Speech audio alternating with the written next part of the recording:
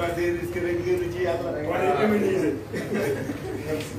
Merci beaucoup. En tout cas, je voudrais vous remercier de votre présence et vous présenter nos excuses pour cet énorme retard. Une heure de retard, c'est beaucoup. Nous en sommes désolés et vraiment nous remercions de votre compréhension. Nous vous avons conviés à ce face-à-face pour nous entretenir avec vous entretenir de l'actualité. Pourquoi nous allons donner la parole à Déthié, qui aujourd'hui est le maître d'œuvre de tout ce que nous faisons depuis la deuxième semaine de du processus électoral, la deuxième phase. Après Déthié, Habib Sy, dont j'ai pris la place, va intervenir sur le processus. Et Cheikh Bouskile, voilà, Cheikh Tidiane Youm interviendra sur des cas particuliers. Voilà, donc nous allons donner la parole à Déthié. Bien.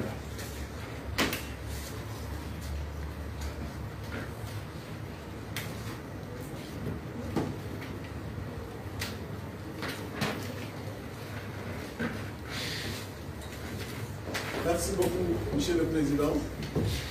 Assalamu alaikum, journalistes yi def déplacement bi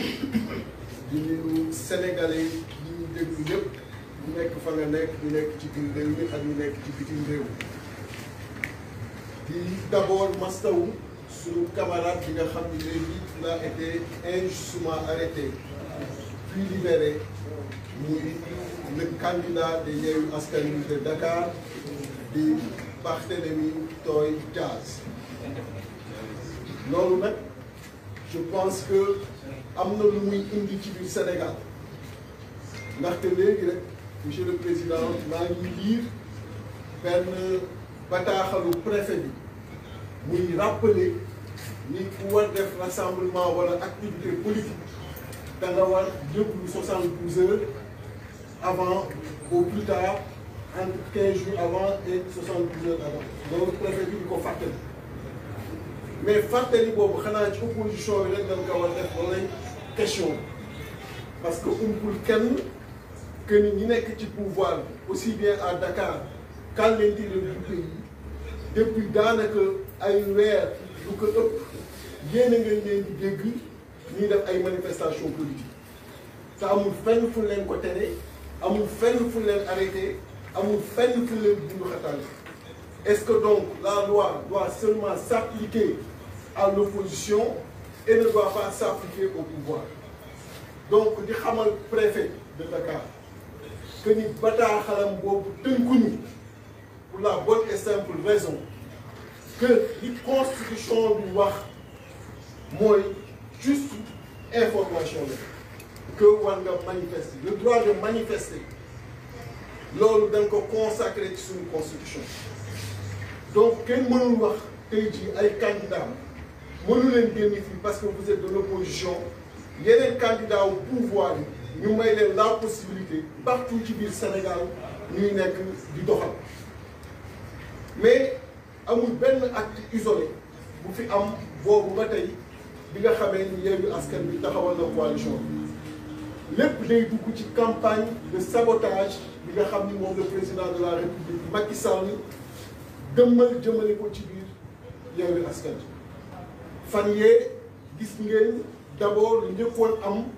ci préfecture ak sous-préfecture bi nga xamee ni déposé nañu suñu ay liste ñu def ay rejet massif partout.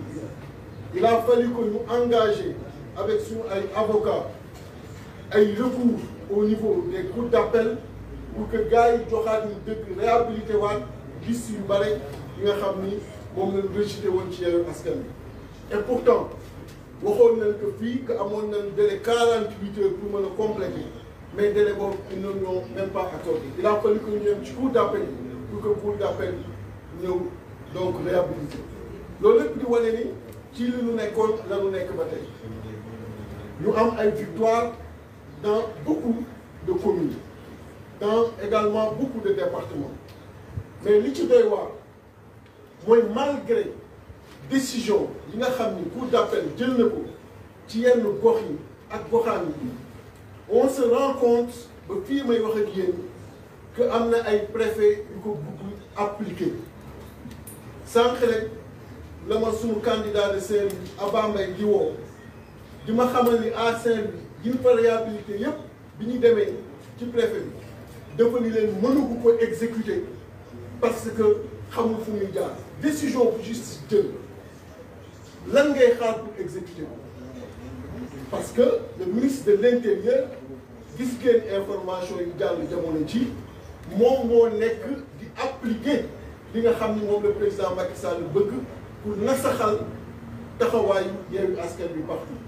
wax na ko ni les préfets et sous-préfets ne sont pas tenus d'appliquer li nga xam ni moom la cour d'appel yi génn tant que arrêt yegg si mais bu ñu juger ba def une notification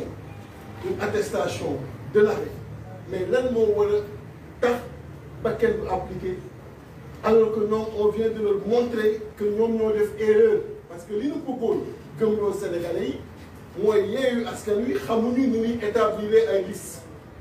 yàgg leen di wax ni coalition bu président Khalifa Sall ñu nekk quand même 40 ans de présence ci politique président Habib Sy autant d'années président Malick Gakou président Sonko président Cheikh Tidiane Dièye président Cheikh Oumar et tous ceux qui sont là comment on peut penser une seule seconde que ñooñu mën nañu am problème mu établir ay liste bi ñu koy wax daf ma doon reetaan loo parce que quand même xamante nañu ci biir Sénégal pouvoir bi xam na bu baax qualité wu ñu nekk ci opposition bi lu leen jàngalul mënuñu ko jàngal ci lépp loo jël en toute matière donc bi ñu koy wax ça nous faisait rire moo tax bi ñu demee ñoom la ñu désavoué ñi nga xam ni ñoo doon exécuté li président Macky bëgg ñoom la ñu désavoué ñooñu la cour d'appel wan ni ah yéen kat yéen nekkul ci dëgg donc ñu wax leen loolu ñu ne maintenant duñ ko exécuté Saint-Louis exécuté guñ ville de Pikine exécuté guñ Matam exécuté guñ fépp foo ngeen dégg am nañ fa victoire yi ne exécuté barewul mais lii ma leen di wax nii ba bii ñuy dugg ñoo ngi may xamal ni exécuté guñ loolu di tekki la loolu di tekki tout simplement que campagne de sabotage bi moom mi ngi fi tegu dakk loolu nag moo mën wéy bi ñu demee ba rate foofu ñu dem ko ci yenn dossiers yi au niveau de la cour d'appel de Dakar maa ngi koy wax démb conférence de leaders cour d'appel de Dakar moom daanaka fa la lu ëpp ay rejet dossiers yi fa yóbbuwoon yëpp ville de Pikine lan fa am victoire mais tous les autres dossiers dañ ko rejeté cour d'appel de Saint-Louis waxoon nañ ko fii franchement dossiers yi fa nekk yëpp daanaka la ci ëpp dañ ko accepté donc loolu di wane ni manipulation bi mi ngi fi donc fii ñuy wax ak yéen am na suñu ay liste yu ñu rejeté yenn yi nga xam ni moo concerné commune de Diourbel concerné département de Diourbel concerné commune de Sandiéry Lombo concerné également commune de Kédougou concerné commune de Kaffrine concerné commune de Foundiougne concerné Tivaouane Niaga Peulh concerné également fi nga xam ni mooy bokk Dialoubé bokkee Dialoubé ku nekk xam na ni fa la le ministre Abdoulaye Daouda Diallo nekk moo tax instruction bi mu joxe mooy il est hors de question que Yewwi Askan Wi am fa liste loolu mooy instruction te loolu dem ñi duñ ko seetaan commune de Kédougou ñëpp suivre nañu le président Guirassy li xew nga xam ni dañu demandé 16 mu joxe 16 ñu ni ko joxe woo 16 11 ma joxe kii liste ci suppléant wu liste proportionnelle xam nga loolu mooy rek yow moom doo dem bul dem ku mel noonu bi nga xamee ni dañu ni coalition bi na suñu ay mandataires exécuté l'article L284 alinéa 5 dem xool liste concurrent yi mu dem di ko xool yi moom ak mandataire yi nga xam ne ñoo fa nekk ñu gazé ko terewul mu ngi na continuer procédure bi introduire recours cour d'appel cour d'appel génne dem ni ko yow mënoo nekk candidat parce que xam nañu li ñuy peser foofu xam nañu li nga xam ni moom la ko population yi jox ci cofeel xam nañu ni mën na gagner lii nga xam ni mooy Benno Bokk Yaakaar dans la zone mais bi ñu waxtaanee ñu ni loolu duñ ko seetaan duñu seetaan suñuy liste ñu koy nasaxal alors que ñoom seeni liste yu ci bare déjà bi ñu demandé di dem seeti am na ay problème yu ci gis parce que waxoon nañu defal ay rapport boo xoolee Rufisque bi rapport bi ñëwee ci seen département bi seen liste yi am na ay tur yu bare liñ ci waroon remplir filiation nit ñi nekku ca dégg ngeen tey Kër Massar Nord nga xam ni liste yi dafa génn benn tour nekk ci proportionnel nekk ci majoritaire dégg ngeen au niveau de Taïf la même chose nga xam ni benn tour dafa nekk ci liste Benno Bokk Yaakaar nekk ci liste beneen concurrent nombre yi buñ ko doon cité fii di fi jóge donc tey ñii nga xam ni ñoo def njombe yu wér ñëpp di ci teg bët ñu nëbbal leen ko ci biir préfecture yi ak sous préfecture yi ba mu génn malgré ça nëbb boobu mën ñu sax corriger à l'intérieur ba mu génn wane Sénégal yëpp di ko gis que ni ñii mënuñu sax établir ay liste te liste yooyu yëpp avec avocat yi ñoo ngi demander leur annulation donc daañu dem nag cour suprême pour yi nga xam ni tey jii nii ay commune ak ay département nga xam ni cour d'appel dafa rejeter seeni ay liste daañu dem au niveau de la cour suprême pour continuer fa combat bi parce que pour nous il est hors de question que nit ñi di yem fii il est hors de question que président Macky Sall ci 602 circonscriptions yi muy définir fan la fay opposition di jàkkaarloo ak moom ak fan la fa dul opposition di jàkkaarloo ak moom yàgg nañ koy wax ce droit ne lui appartient pas le droit de dire kan mooy candidat du droit am le droit de dire fan lay opposition di compétir du droit am le droit de dire sénégalais yi kan ngeen di fal du droit am li ko fi dese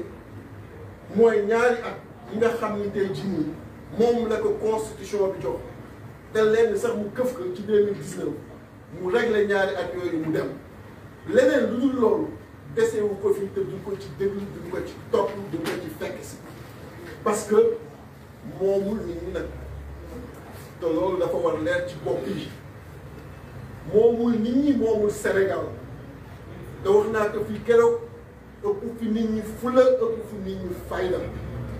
ñu nag ay acteurs politiques yu civilisé la mais nag ay responsable yu xam seen bopp la am te ñi nga xam ni mënuñu ci yóbbu def lu ko neex ñu toog di ko seetaan te na dakkal lii mu tàmbali jëmale ko ci opposition bi te xam ni bëgg nañu def ay meeting bi Dakar te daan ko def am na suñu calendrier bu ñu établi daan ko exécuter mu bëgg ko ak mu bañ ko le préfet bi génne bataaxal bii mu xam ni mënuñu tere exécuter suñu calendrier politique parce que bataaxalam bii naka dem waxali gaa Benno Bokk Yaakaar tey ce matin ay vidéo ñoo ngi dal bi ñu wanee le candidat de Dakar muy préparé wu pour dem doxi mbokk moom mën na doxi mbokk parce que am nay mbokki Dakar mais ñu dafa ñëpp mbokki Dakar ba duñu doxi mbokk fan lañ ko mën nangulee moom mu doxi mbokk ni baax te ni ñu doxi mbokk donc yooyu moo war a dakk mais nag ba fa dëgg yàlla yaakaar naa ni comme ni nga waxee woon keroog dañ ko dul bàyyi mu def la mu bëgg parce que dafa mën a nekk en tout cas nous sommes très déterminés à faire face vraiment loolu laa ci bëggoon wax monsieur le président di gërëm ñëpp di sant ñëpp merci beaucoup. La parole à Tidiane après Monsieur, c'est Oui, ça arrive. Hein? Ça arrive. Ça arrive. Oui. On fait répartir les rôles. Merci.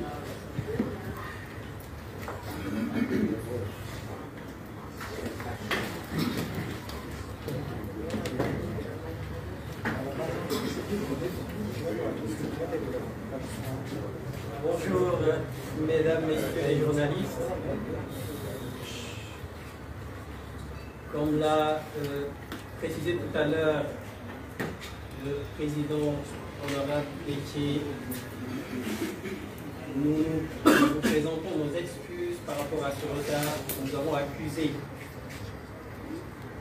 Il est effectivement convenu que cette conférence de presse commence à 16 h. Mais pour des raisons diverses, nous l'avons commencé avec quelques heures, quelques minutes de retard. Donc nous nous en excusons, nous présentons nos excuses. Ceci dit, comme il l'a dit clairement en Wolof, il faudrait que tous les Sénégalais sachent que la coalition Yewwi Askan Wi leur tiendra informés régulièrement de l'actualité de la coalition, de tout ce que le régime en place est en train de mettre en place pour perturber ces élections. Vous avez vu avec nous la déclaration qui a été faite à Paris par le président de la République en disant qu'il ne pouvait pas être intimidé. Il a cité le mémoire d'Ousmane Sonko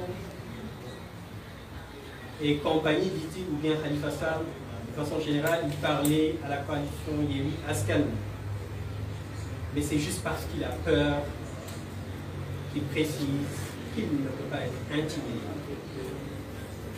S'il n'avait pas peur, il aurait dû faire preuve d'une certaine sérénité. Et il a posé les charmes des troubles que nous avons rencontrés la semaine dernière, et comme d'habitude, il s'est envolé vers l'étranger, plus précisément à Paris. Mais la coalition Yewwi Askan Wi ne se laissera pas distraire par ce président qui aujourd'hui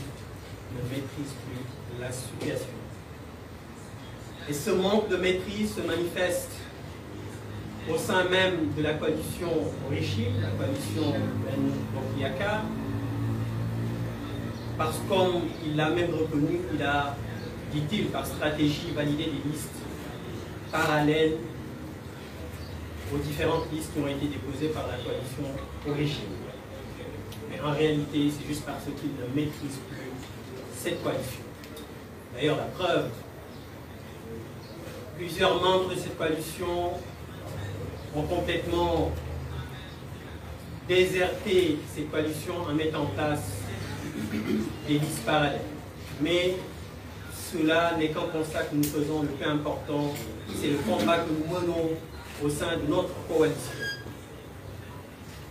Cette situation caractérise d'une certaine façon un véritable recul démocratique. Et ce recul démocratique se manifeste à travers plusieurs facteurs. Le report du calendrier électoral, la confiscation du droit de vote de nos concitoyens, puisque le fait de reporter les élections qui sont prévues par la Constitution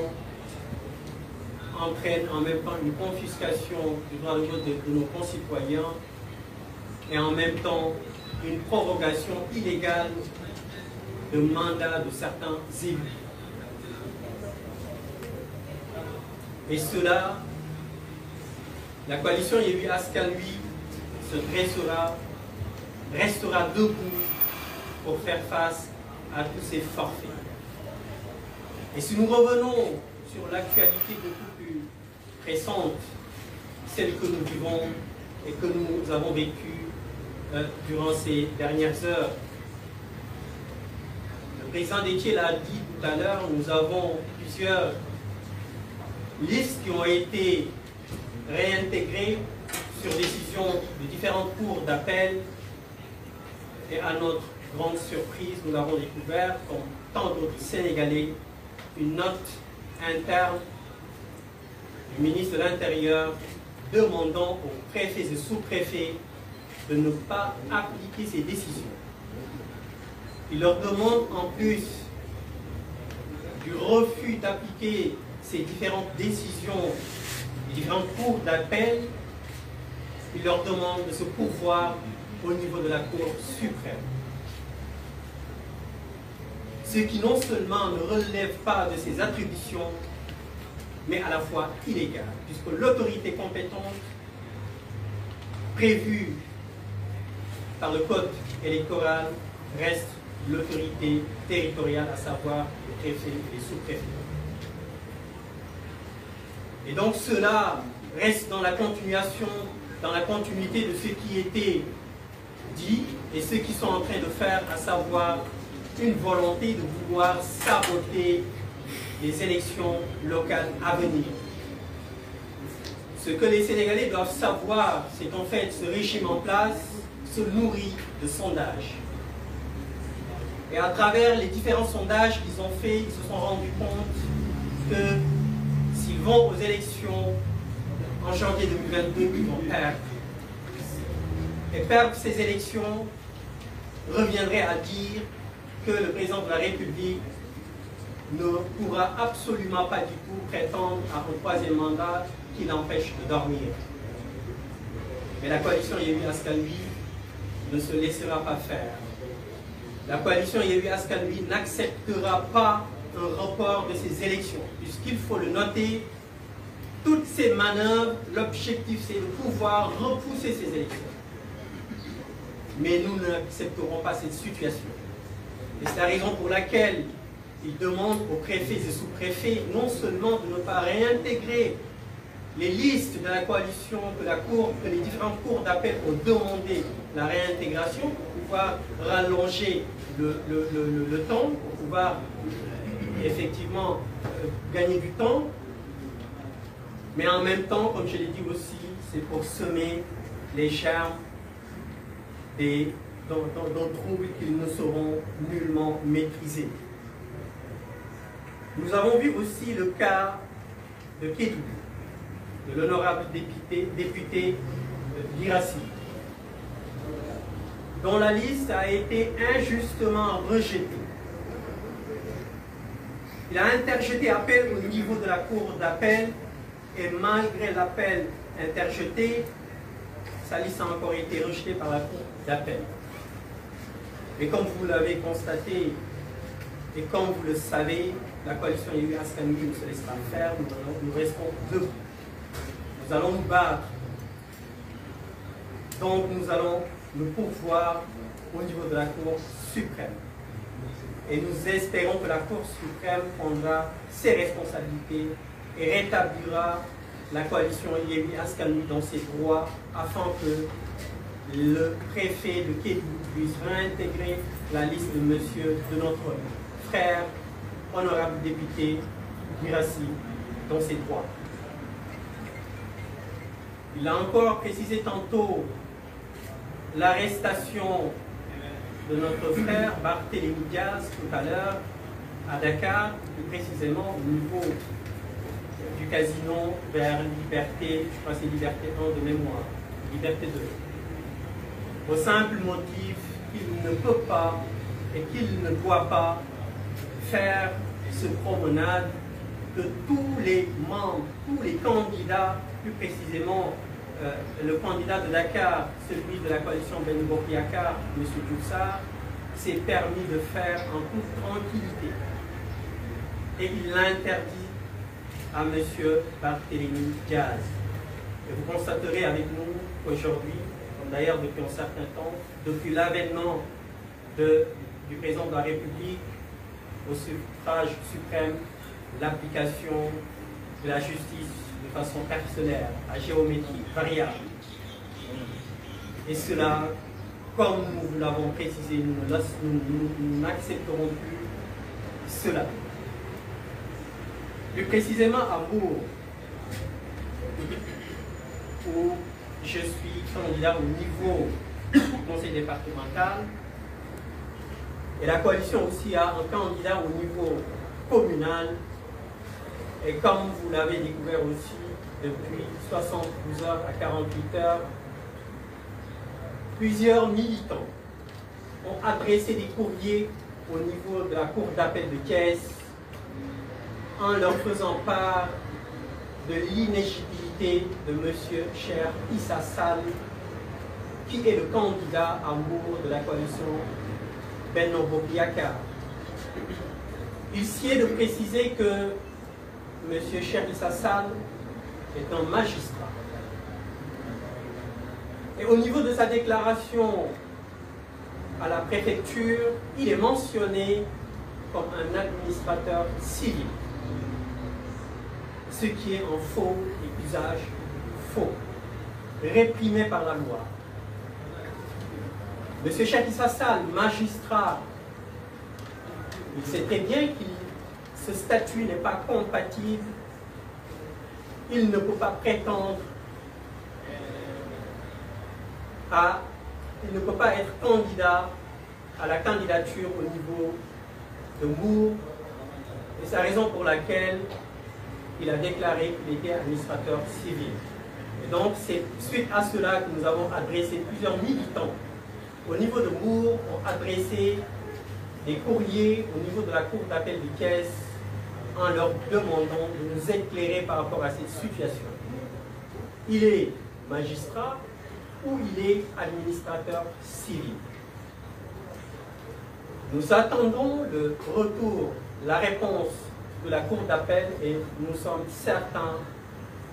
que sa candidature va être rejetée puisqu'il est magistrat. Et quand on est magistrat, on ne peut pas candidater à la candidature pour être maire d'une commune.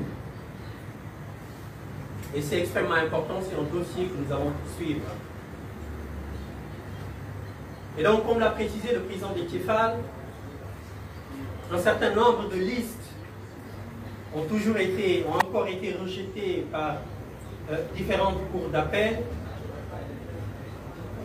Mais ce que nous pouvons constater, ce sont des rejets plus au niveau de la cour d'appel de Dakar, au niveau... Il y en a certains quand même au niveau des régions, mais ce que nous pouvons constater, c'est plus la cour d'appel de Dakar qui est en train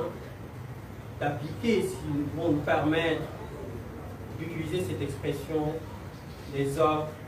du régime en place. Et comme je l'ai dit, la coalition Yewwi Askan Wi ne se laissera pas faire. Nous irons jusqu'au bout. La coalition Yewwi Askan Wi est là pour défendre l'intérêt général. Nous sommes là pour rétablir l'état de droit. La coalition Yewwi Askan Wi est là, comme nous l'avons dit lors de du lancement de cette coalition, pour ôter ce fardeau qui pèse sur nos concitoyens, qui leur permet de vivre dignement, qui leur permet d'exprimer leur liberté, qui leur permet de devenir sénégalais comme ils l'ont été depuis toujours. Donc, notez-le bien, ce sont des points de presse qui seront réguliers. Nous vous tiendrons informés de nos activités, nous vous tiendrons informés de l'évolution de tous les dossiers qui sont en cours, afin que tous les Sénégalais soient informés, tous les Sénégalais sachent les objectifs, que tous les Sénégalais sachent les manœuvres que le régime en place est en train de faire pour saboter les élections. Je le dis et je le confirme, nous n'accepterons pas le report des élections. Ils ne veulent pas y aller, ils n'ont qu'à rester en dehors de ce processus. Mais la coalition Yewwi Askan Wi ira aux élections en janvier 2022. Nous gagnerons, Inch'Allah, un maximum de mairies et de conseillers, ce qui nous permettra de leur faire face pour les élections législatives avec une dynamique forte de les gagner. Et évidemment, Monsieur le Président de la République il saura très bien qu'il ne pourra plus parler d'un troisième mandat. Donc notez-le bien. L'objectif de Monsieur le Président de la République, c'est le troisième mandat, c'est pourquoi il veut tout faire. Et comme je l'ai dit tantôt, ces sondages qu'il demande lui sont défavorables. Et c'est ce qui fait qu'aujourd'hui, ils sont excités, ils sont perdus. Mais nous le savons, mais nous ne devons pas nous distraire. Nous sommes droits dans nos bottes, nous leur faisons face. Ces élections auront lieu en 2022, plus précisément au mois de janvier, le 22. Donc notez-le, la coalition est là et restera debout pour faire face à ces manœuvres qui sont de notre temps. Je vous remercie de votre attention. La parole est maintenant à Bipsy.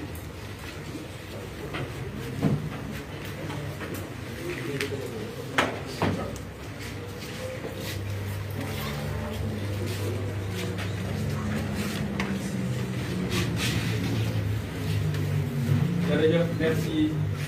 Monsieur le Président Khalifa Sall. Am na di président Déthié wax ak président Cheikh Tidiane Youm ngir yokk ci leneen dana xaw a jafe tuuti mais ngeen may ñu nopp rek déglu ñu jéem a am kàddu ci sànni yokk ci ñoom li nga xam ne leeral nañu. ndaxte fi réew mi toll moo ko laaj Sénégal fi mu nekk dafa nekk ci danger bu rëy a rëy kenn mëntu wax lépp sax ci point de presse mais bu ngeen fàttalikoo tuuti jafan yee ñu génn kii nga xam ne mooy Mahmoud Saleh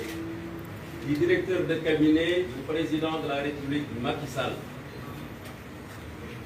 dafa dem Mbour am nu mu ko wax man maa bu njëkk ci directeur de cabinet président de la République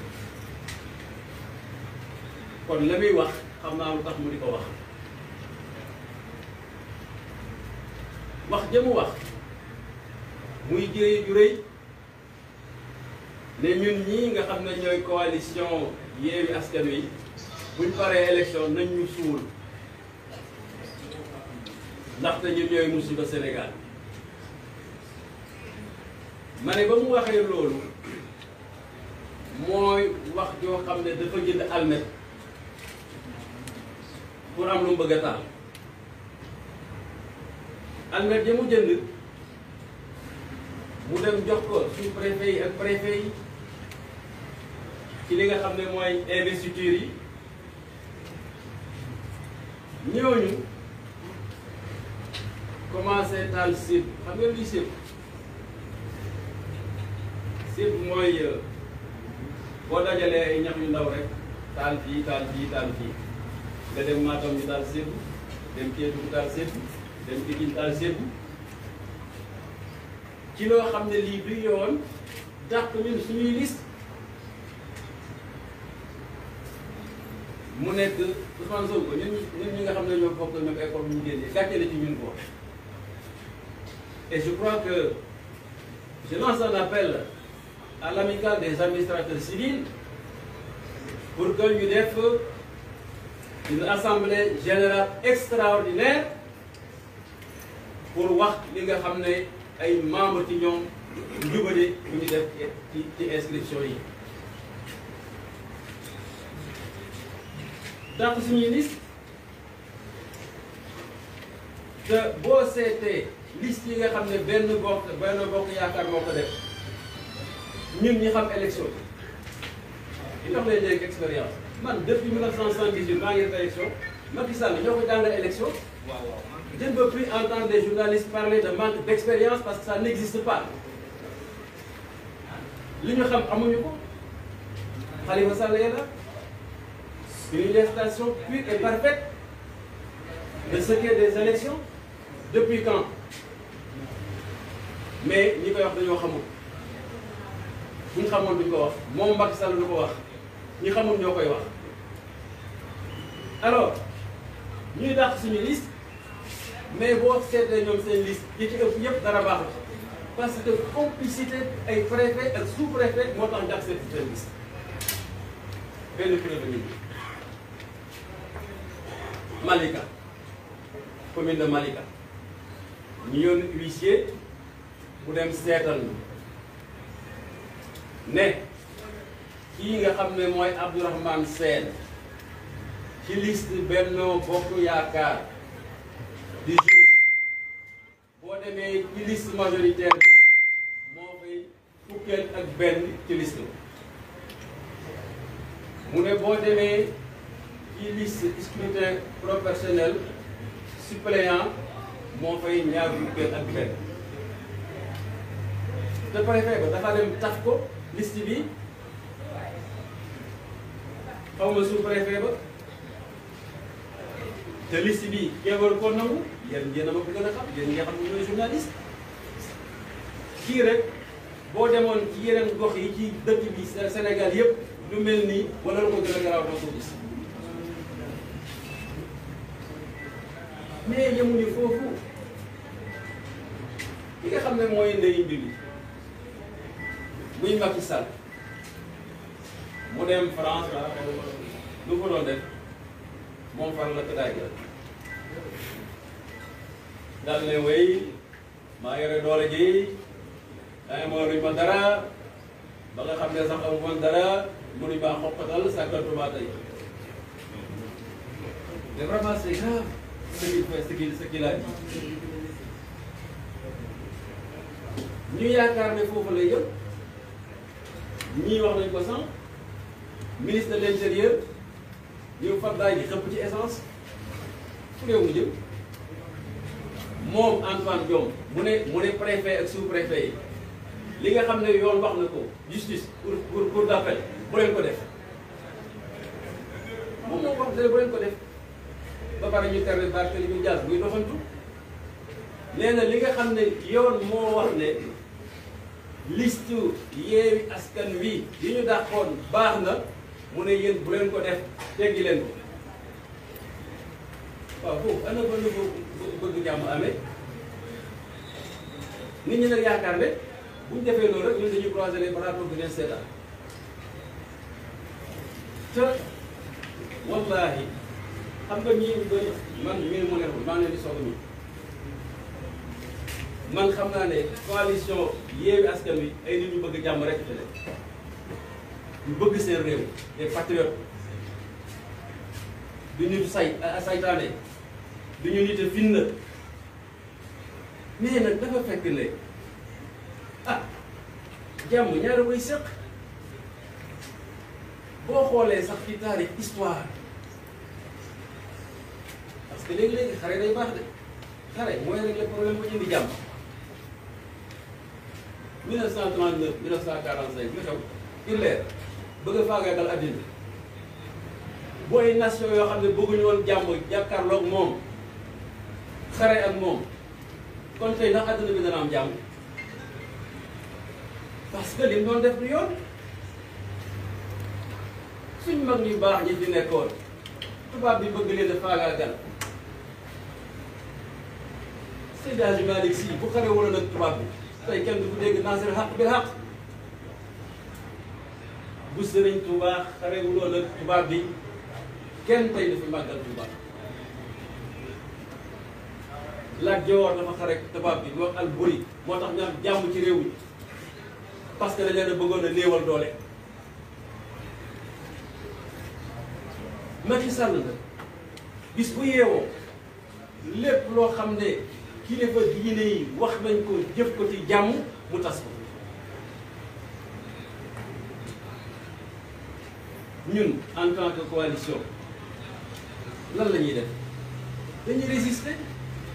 di bañ tout simplement kon maa ngi dégg ñu ay pacte pour la paix et cetera mais dañ ko signer Macky Sall parce que ñun defuñu ay defuñu musiba dañ ne suñ àq ak suñu yelleef nañ la ko jox tout simplement yaa kay bu tribunal demee ba ne yéen lii yéen ko moom mu war a indi jàmm ne ay la yëwal tribunal bi man justice ñëpp li fi nekkal man maay président de la république bay leen mu jàll mu wax ministère de l'intérieur ne bu leen nangu liste yooyu bu musiba amee saytaane am kan moo ko indi est-ce que ñun la il faut être juste quand même. Et c'est ça le problème du Sénégal. Nous sommes des docteurs il faut être ay docteurs pour faj li nga xam ne mooy feebaru réew mi ci jàmm ak salaam bu ñu joxee ñu fekk leen ci ku ñëw ne Khalifa Sall ñu ay na ku ñëw ne Ousmane Sonko ñu ay na et cetera ñoom ñëpp lépp lu ñu leen def dañ leen a tooñ des ay jàmbaar la ñu la il faut que nit ñi fippu bañ loolu rek moo fi am leneen nekk. Alors comme gars ñi pratiquement wax nañu lépp dama doon tënk rek di ci profité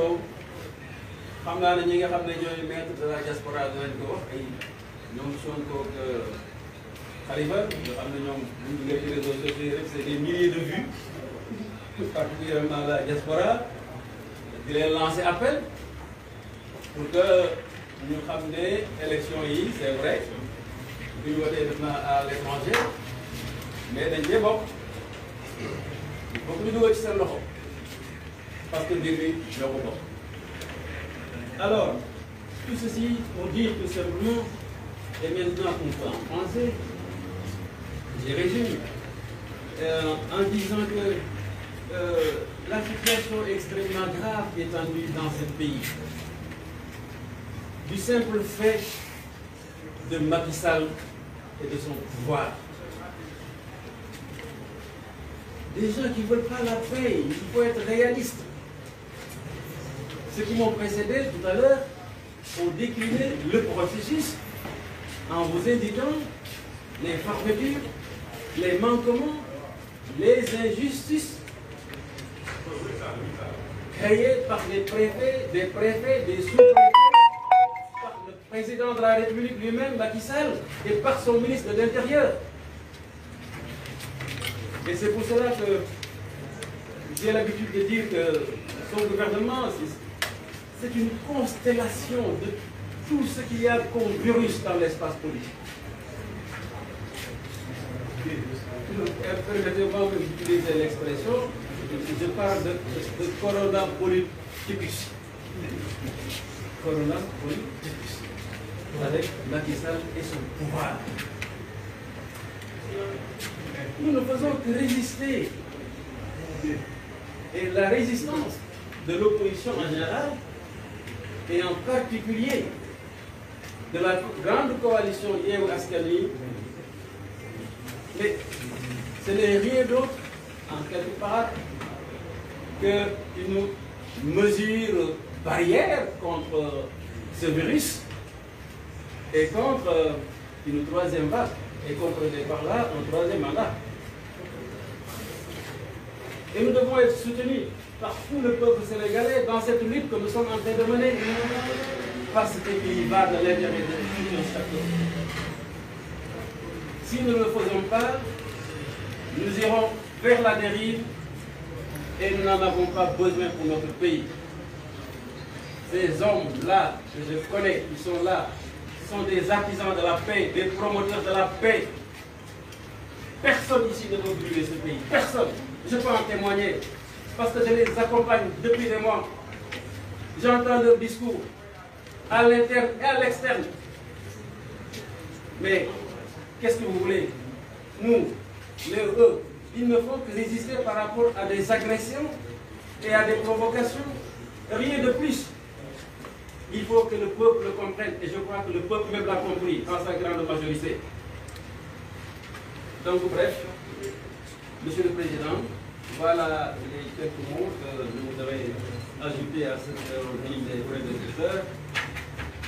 Et je vous remercie de votre aimable attention. Je donne la parole à Madame Fatou.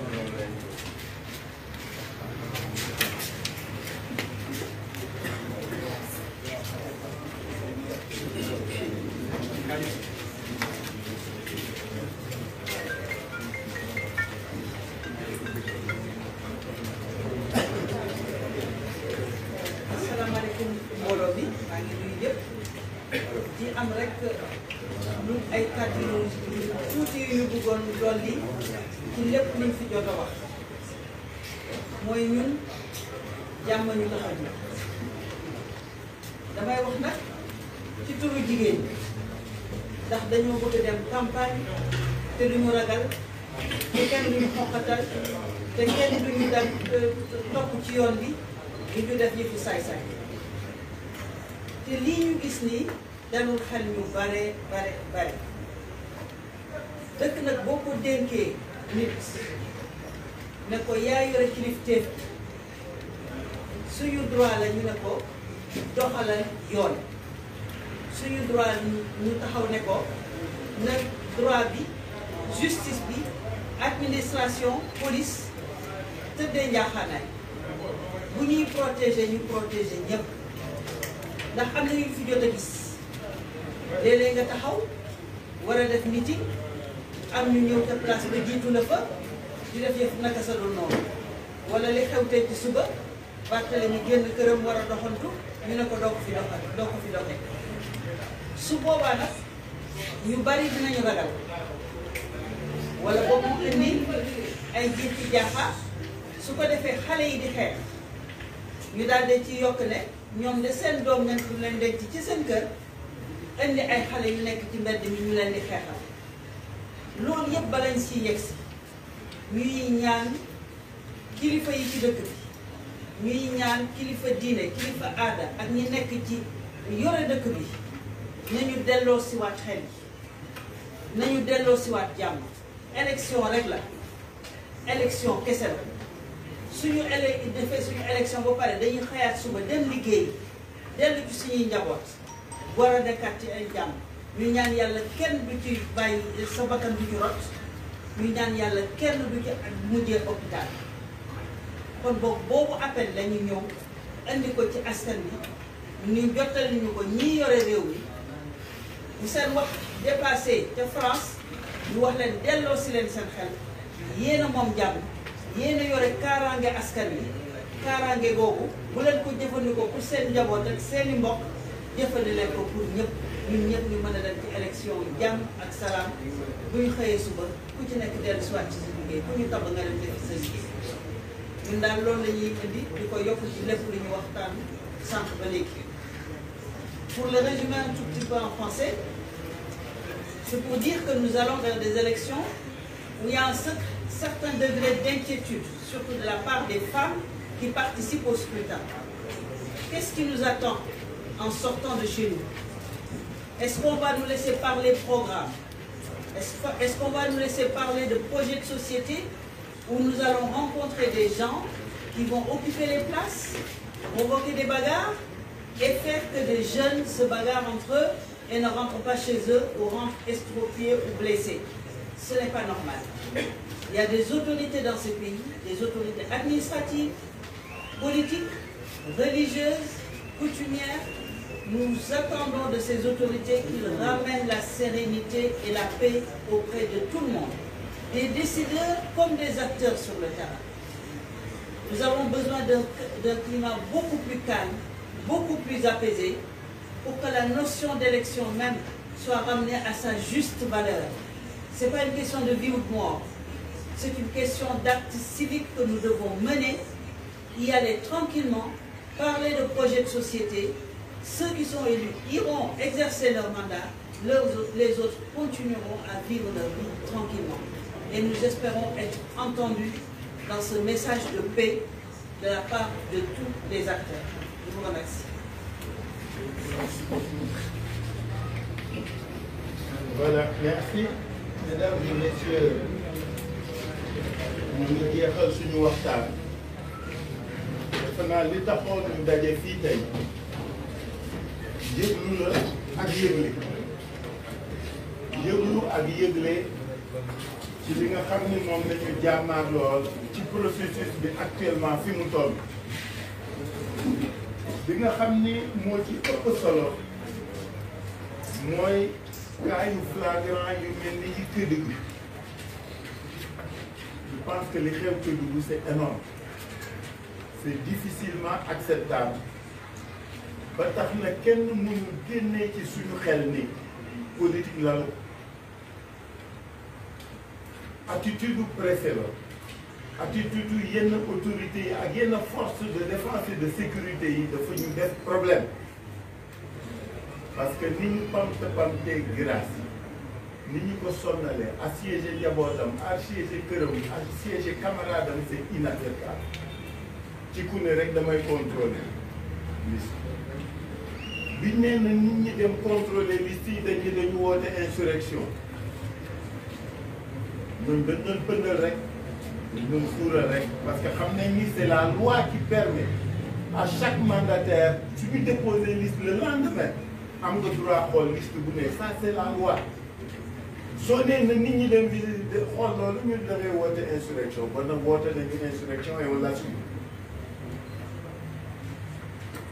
le grâce yi def du leneen lu dul loolu ba tax na li ko dal ko toute la coalition est solidaire de ce qu'il lui a dit toute la coalition le soutient dans son combat et nous allons le poursuivre le continuer jusqu'à la Cour suprême moo wax rek camarade du Kédougou bii que wéetuñu ci xeex boobu ñun ñëpp ñoo bokk ñoo ànd mais ñaareelu yëf bi mooy notre ministère de l'intérieur parce que man li ma lire ci ministère bi lañ ko defee mais lecture bi ñu ci def benn la lan la ministre bi bëgg naam pourvoi bi lu normal la kenn du ko wéy mais ñëpp xam nañ ne su cour d'appel jëlee décision am na at boo xam ni moom ngay respecté pour mën jot ci arrêt bi mais mën nga am extrait loolu du liste yi du politique yi ñooy responsable mais greffe chaque cour mooy responsable soo jëlee délai bi ngay xaar ministre bi ne bu leen kenn dugal li ma bëgg a opinion bi xam ak acteur bi lan la ministre bi di wut parce que les délais c'est des délais francs et c'est des délais normés soo toppee délai yooyu est-ce que ministre bi li mu bëgg mooy que ni liste yooyu ñu réhabilité du ñu bokk ci élection yi parce que su ngeen yéen ay journaliste ngeen je suis sûr que vous avez parcouru le code électoral vous avez aussi parcouru votre code au plan du processus judiciaire qui saisit nous Cour suprême xam ngeen ni c'est des délais te xam ngeen ni am na délais yoo xam ni aussi des délais yu code électoral tëral pour defar bulletin yi pour defar affiche yi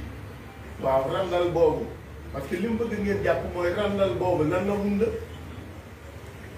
que vise le ministère de l'Intérieur en vérité soit il veut que ces listes-là du ñu bokk ci élection yi c'est-à-dire dana am circonscription yu ñu bokk ci élection wala mu reculer élection yi ce n'est pas innocent ce n'est pas gratuit surtout quand la matière c'est pas le ministère qui est compétent ce sont les autorités administratives territoriales qui sont compétentes du ma wax ne amul droit wax leen li ñu war def parce que moo leen ilif mais ci domaine boobu préfet ak sous-préfet mooy responsable naam juriste yi daal nit ñu de manière générale c'est le ministère de l'Intérieur qui organise les élections et que tous les aspects en la matière l'interpellent et l'intéressent mais ci boobu de manière spécifique ce sont les autorités locales lan la ci bëgg loolu kenn du ko nangu su fekkee pour exclure ay circonscription la ci élection yi duñ ko nangu su fekkee pour reporter élection yi la duñ ko nangu dañuy attirer attention rek opinion publique nationale et internationale ci jëfit yooyu man loo boobu lecture laa def ci intervention ministère de l'Intérieur ci fii ñu toll ci processus bi ak lii mu digli te su ngeen demee ngeen lire code yëpp ñaari code yi ngeen xool lan lay indi donc dama bëgg booboo que les Sénégalais sachent que nous, par ces rencontres périodiques et régulières, nous voulons les informer de la situation ngir ëllëg comprendre daal on alerte on informe on prévient ñaareelu yëf bi mooy lii nga xam ni moo xew tey ci suba ci Dakar ci mbirum Barthélémy Dias waaw préfet li mu def moom mooy li ko war fàttali toujours loi fàttali toujours règlement nous sommes d'accord mais pourquoi mu koy defal ñeen ñi te du ko dem ci parce que doxantu bi du parti rek ay doxantu yéen ñëpp yéen a ngi lire journaux yi am na ñuy doxantu ci dëkk yi. Le travail de proximité en matière dans le domaine électoral, c'est une chose naturelle et normale. Chaque jour, chaque soir, les listes dañuy dugg ci kër yi dugg ci koñ yi dem ci quartier yi saa yoo koy def da ngay ñaan permission saa yoo koy def da nga koy yëg. La seule chose qu'ils ne prennent pas en compte, c'est la spécificité des SICAP. soo jógee jëppal dugg Liberté jëm Derklé ay cité ngay rombati mbedd su ngeen doonee fukk il faut que mu doon mbooloo est-ce que yaa ngi taxaw non yaa ngi dox yaa ngi distribuer flyers yaa ngi yëglu waaw loolu noonu il faut faire mais non su fekkoon dañ ne dañuy marche su fekkoon dañ ne dañuy rassemblement ñi xam nañu yoon lu ñu jalgati yoon su fekkoon Barth li mu def du yoon d'accord ni ko du yoon mais quartier woo quartier nga ànd ak nit ñu bariwul parce que ñëpp xam nañ nit ñu ko àndaloon bariwul nga yor di distribuer flyers boobu amul trouble à l'ordre public bloqué woo tali xataloo mbedd bloqué woo oto soo duggoon grand doo am problème boobu parce que ci suuf si ngay dox kenn du la trouble à l'ordre public mais soo duggee ci SICAP bi da ngay génn fii dugg fii donc da ngay romb tali bi tali yu mag ak tali yu ndaw donc il faut que ñu delloo si xel il faut que ñu delloo si xel yi parce que nag gis nga fii ñu toll day nekk rek nag parce que kenn du fi mën tere kenn ci lu mu moom ci lu mu war ci lu mu bëgg ci lu muy def nit ki li ko yoon may dakaa jël ba mu ñu mat sëkk et ça je crois qu'il faut qu'on se comprenne moo tax ma ni préfet bi du ma ko critiquer ci li mu rappeler yoon parce que mooy rôle am day def travail d'information et de prévention mais nay sóor nag ñaari yëf li ñu def tey bi jalgati yoon li ñu def tey am na ñu ko jëkkee te kenn defalu leen mise en garde que di leen yóbbu commissariat c'est 2 poids 2 mesures yooyu moo fi war tax su fekkee suñu autorité yi bëgg nañu ñëpp d'accord ci li ñuy def ñëpp am na ci li ñuy décider mais su ñenn ñi censuré ne kumba am nay la ak kumba amul na kenn du ko nangu kenn na du ko nangu ça je crois qu'il faut que les gens soient d'accord avec ça mais defar yoon rek ñëpp xam ne ñun yoon rek la ñu xam yoon rek la ñu bëgg yoon rek la ñu tànn c'est pourquoi boobu moom volet boobu aussi dama bëgg ñu jàpp ñetteeli volet bi ñu fi woote léegi mooy dañu wax nag suñu camarades yi suñu mandataires yi ñëpp nañu waxati maa ngi woo insurrection nañu bind cour d'appel yëpp parce que xam nga soo deful saisine bi dafa ay délais yuy courir entre bio bi li ngay laaj këyit bi ak bi mu la koy yokk ak bi ngay mën saisir cour suprême ñuy wax suñu mandataires yëpp yi nga xam ni seeni liste kii na instruire nañu suñuy avocat pour que ñu saisir toutes les greffes depuis ce matin pour laaj leen suñu arrêt pour ñu mën def processus de saisine à la cour suprême nañ ko laaj nañu bind Cheikh Youm fàttali na ko léegi dama koy baamtuwaat suñu camarades yëpp dañu dem bind cour d'appel yi bind greffe yi parce que wax nañ dëgg juge yoonam nekkul ci ba mu àttee la ja pare mais greffe bi mooy def loolu nañu bind greffe yëpp ngir ëllëg parce que yoon moom du wax bind la sooy dem ci juge da ngay bind donc ñu bind dañuy dem ci greffe yi ma profite ci rafetlu décision wu cour d'appel yi ils ont été de vrais magistrats ils ont été courageux xëy nañu daañu inspiré ñi ci def na gaa yi yéen seen buumu ragal yeeg buumu kii ñu def parce que nag fii lu dul yàlla neen la te kenn yoon wërsëgu kenn yoon wërsëgu magistrat bi jàng juróom-ñaari at après son bac ñu def ko magistrat mu doon magistrat fukki at ak juróom lu dul yàlla wala la ko ragal et il juge au nom de nous tous et devant Dieu lan lay ragalati xanaa affectation bu naqari donc lu fi jaral yenn yi moo tax ñuy féliciter que encourager ñi nga xam ne am nañu taxawaay boobu ñi ci des ñu di leen exhorter ñu jël exemple ci ñoom waxtaanu tey fi ñu koy jeexale mooy que ni dañu jëm ci élection gis nga élection locale yi ñu jëm yéen askan wi dafa porter projet un projet de gouvernance locale un projet de développement territorial arguments yi ñu yor ñun ce ne sont pas des arguments musculaires ce ne sont pas des arguments de violence verbale mais nous allons proposer aux Sénégalais de quoi rêver. Nous allons leur faire une offre qui leur permettra d'être acteurs de leur développement. Nous sommes porteurs d'un projet qui inclut, qui permet la participation, qui permet la décision, mais qui permet aussi d'être ceux qui profitent du fruit de leur implication et de leur responsabilisation. Projet bu yaatu bu wóor bu dëgër de développement local boo xam ni day jóge ci kaw ba ci suuf impacté ci la manière dont le gouvernement, dont l'État est organisé, il fonctionne. On va vous proposer un très beau projet de développement local. Ce projet de développement local donnera droit aux citoyens sa capacité, toute sa capacité à être responsable de son destin. Loolu mooy ñi li ñu yor looloo ñu wund loolu la ñuy jaay mais du xuloo du xaste du jaay loolu mais nag c'est comme le porc-épic qui s'y frotte s'y pique. Je vous remercie.